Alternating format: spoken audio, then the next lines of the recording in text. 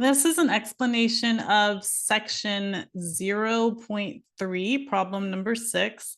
It says, given g of x equals 5 over x plus 6, evaluate and simplify g of negative 1 plus h minus g of negative 1 over h.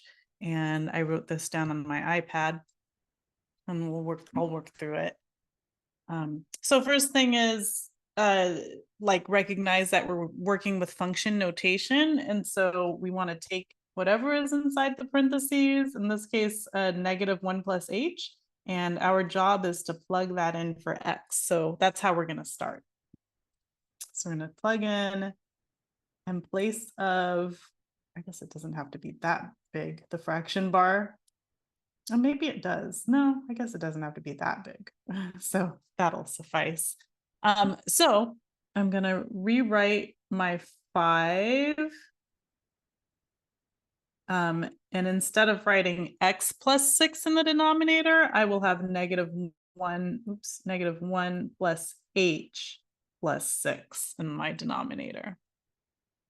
So that's my g of negative 1 plus h is 5 over, in place of the x, negative 1 plus h. So in place of this x, I put negative 1 plus h. And then plus 6. I just brought the plus 6 down. And then next, I have minus, this minus right here.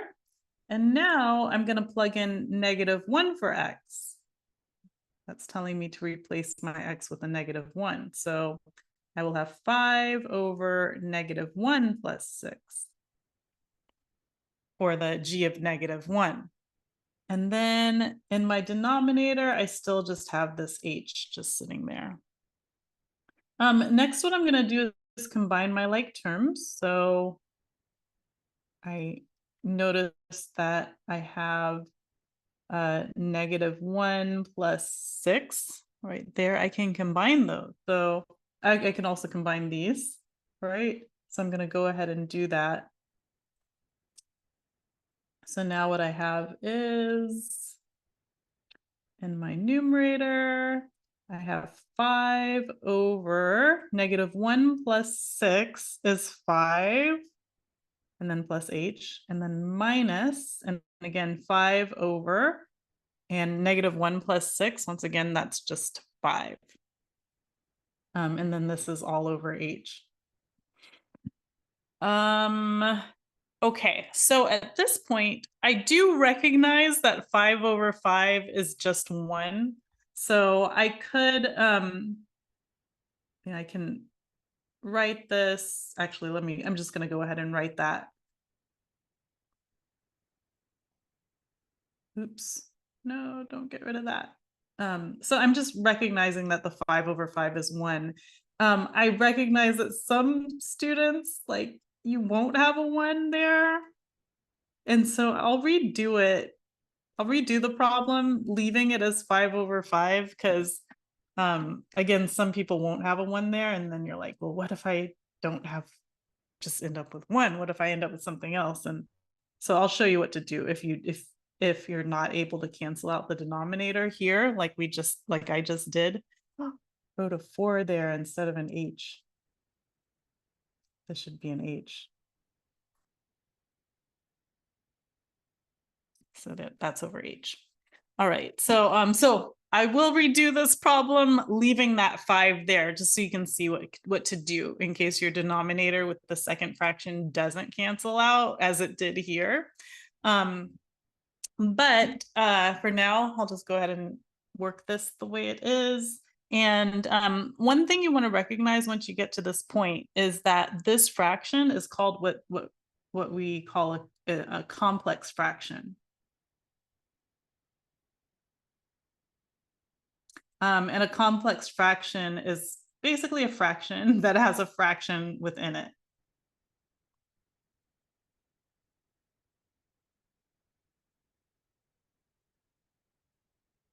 I'm going to pause so I can just write this. All right, so I just wrote a complex fraction as a fraction that has a fraction or fractions in the numerator and or denominator. So in this case, we have a fraction within the numerator of our main fraction. And the way you want to or there are actually a couple of ways to simplify complex fractions. The way that I found that most students find that they like better is what I'm going to show you right now, which is to multiply by the denominator or denominators that you see within the fraction. So like in this case, we have like a 5 plus h in our denominator within the fraction. So just multiply by the denominator or denominators within the fraction. So because I have that 5 plus h as my denominator, that's what I'm going to multiply by, 5 plus h.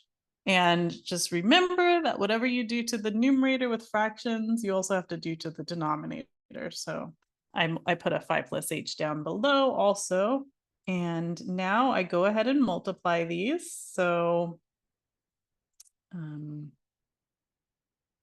go ahead and multiply them.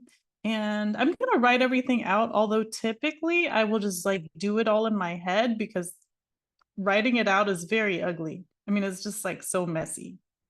But I'm going to write it out just so it's clear what happens to everything. But then try doing it in your head. Because that makes it just less messy. Now, of course, if you miss things when you're doing it in your head, then write it out. So this 5 plus h that I'm multiplying by, I have to distribute this to each one of these terms up here. So I'm going to have my 5 over 5 plus h that's already there, and then that's times 5 plus h that I'm distributing. And then I have minus 1 times the 5 plus h that I'm distributing, right? Think of the 5 plus h that I distributed as 5 plus h over 1, and look at what happens. The 5 plus h's cancel. Yay! And that's the whole point of multiplying by the denominator. So you can cancel it out so that you no longer have a fraction within the fraction. It goes away now. So now I am left with just a 5, right? In my numerator, all I have is a 5. I mean, if you want, you can think of it as a 5 over 1, right? And then minus, and now I'm going to distribute this negative 1. So that gives me negative 5 minus 1 times h, which is just negative h. I'm going to actually leave that 1 here. I know we don't typically write the 1, but it'll be helpful for later to recognize that there's a 1 there. So that's from distributing that negative 1. And then in my denominator, I still just have h times 5. Ooh, I hit something accidentally. The different font. H times 5 plus h. I still have that in my denominator. So 5 over 1 in my numerator ends up giving me just 5 minus 1h over h times 5 plus h. And look at what happens. The 5's cancel. Isn't that nice? And so now what I'm left with is minus 1h over h times 5 plus h. And now the h's cancel. Like notice in the numerator you have an h and the denominator an h, and those cancel. And so my final answer ends up being negative 1 over 5 plus h, and that's it. So this particular problem, it was a lucky problem because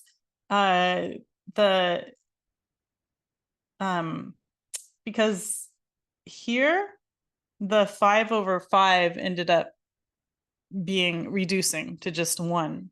But a lot of people's problems that doesn't happen. So I'm gonna erase what I just did and redo this, keeping this as 5 over 5, just like in case your fraction there doesn't like cancel out right away.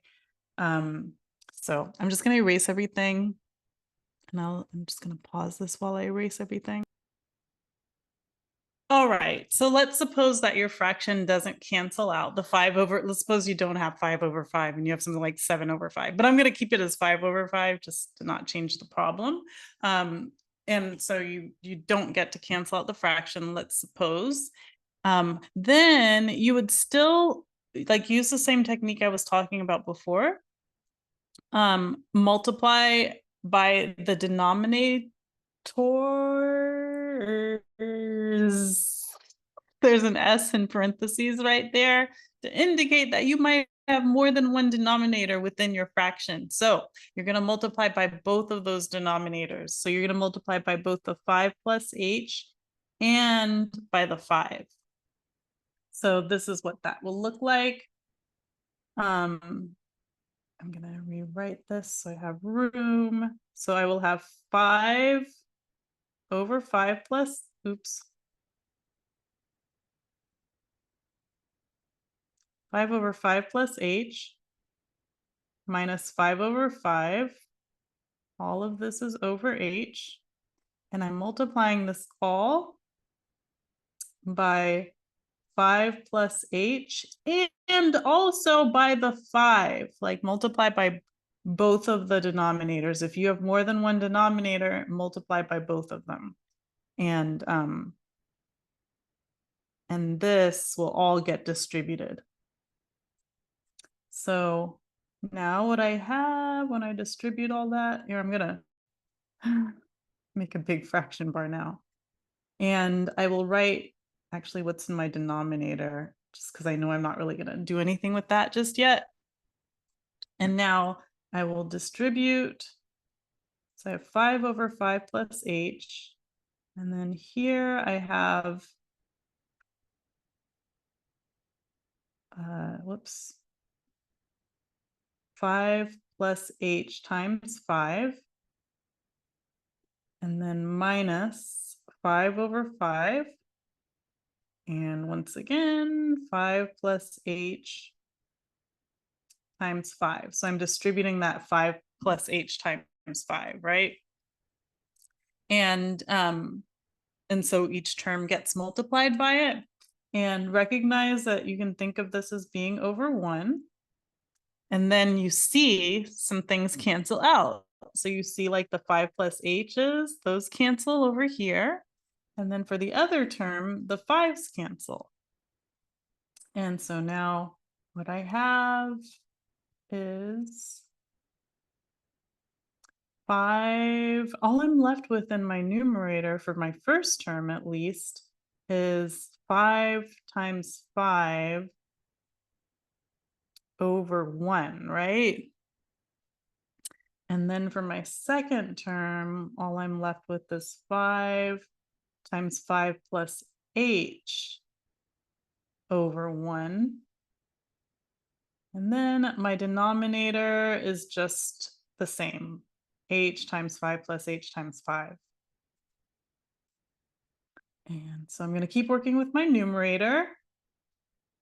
So next, I'll just write my denominator because again, I'm not really doing anything with that just yet.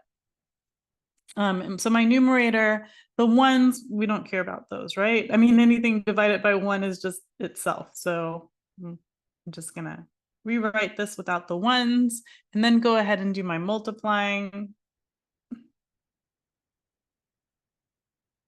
Denominator staying the same. 5 times 5 is 25. And here I will distribute my negative 5. So it's minus 25 minus 5h. And now, continuing, look at what cancels. We have a 25 minus 25, right? And now we're just left with negative 5h over h times 5 plus h times 5. And notice, once again, we have stuff canceling. We have the 5's canceling, and we have the h's canceling. And in our numerator, we just see that minus left, which really means we have a minus 1 there. And then our denominator, just the 5 plus h. So we end up with the same answer. That's if we hadn't canceled out the 5/5 there. So hopefully that's helpful. Bye.